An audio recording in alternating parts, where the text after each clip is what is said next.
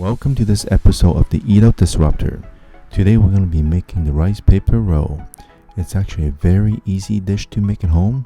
Once you have everything prepared and boiled, the only thing you have to do is wrap it together. What do you say? Let's get started. Here are the ingredients you'll need. Shrimp, rice vermicelli, rice paper, cucumber, carrot, basil leaf, and lettuce. As for the dipping sauce, we'll be presenting two different methods. The first one is with cilantro, lime, vinegar, and fish sauce. The second type is with peanut butter and hoisin sauce.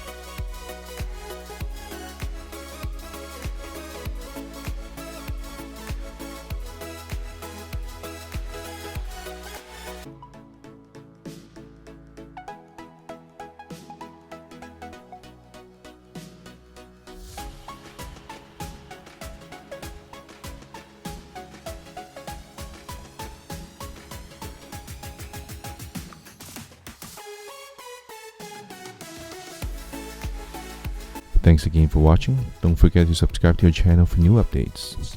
Until then, see you next dish.